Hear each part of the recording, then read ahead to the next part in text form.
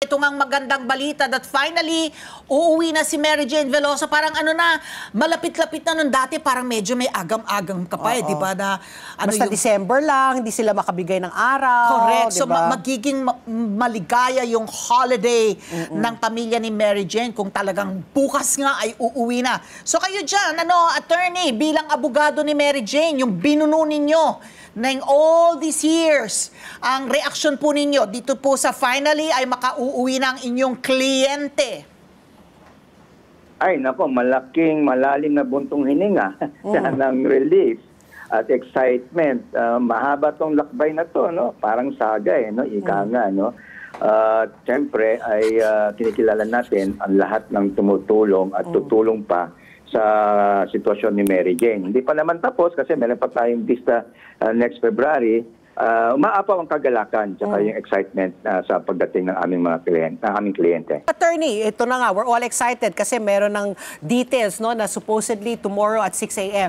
So saan po siya didiretso? Kasi ito po, this is one of the hanging questions po when we interviewed you and Yusek De Vega. Hindi alam kung she will continue her prison term here or the president will give her clemency, pardon. So ano po ang napagkasunduan po with the Indonesian government? Ano po ang Are you privy to that? No? Pwede nyo bang i-share kung ano pong mangyayari sa kanya? Diretso sa kulungan, diretso sa bahay ng kanyang mga magulang, sa probinsya?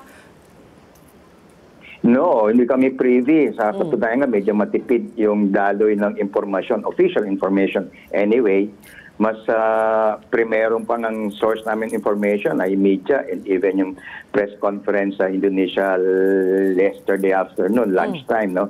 Pero ang aking balita, magkakaroon daw ng press conference yung Philippine delegation sa Indonesia, sa Jakarta. Maybe magkakaroon pa ng hugis. Ang napirmi pa lang ay ang flight number, ang oras, ang ETA na tinatawag. Ngayon, ang possibilities, ididiretso daw sa correctional. Hindi namin alam kung saan lalapag. Sa usual arrival ba, doon ba sa welcome lounge, sa tarmac ba. Lahat yan, puro variables. Medyo matipid ang information na dumadaloy po sa pamilya at saka sa amin po. So ano din, parang yung conditions for her transfer to Philippine jurisdiction, parang ano pa rin tayo doon, no? Gray area pa rin doon. Pero as far as, for example, the president granting her clemency, no, to extend clemency sa kanya. Sa Tagalog, ano yan awa. Awa. Di ba, no? Yung kapag ganito ba, ano ba yan sa ilalim ng batas? Kapag it-turn over na sa Pilipinas, sa bansa natin yung jurisdiction, we are free to decide on her future, no? Na kung malaya na ang Pangulo, nabigyan siya ng clemency, ng awa, na nasa atin na sa Pilipinas ang desisyon kung siya ay patuloy na ikukulong, kung siya ay palalayain. Ano ba yan?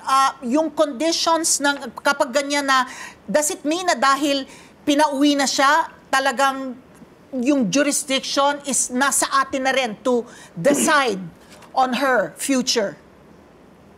Sige. Yung legal jurisdiction on the case remains with Indonesia. Kasi convicted siya under Indonesian laws. No? Tapos na yan, may tuldok na yan.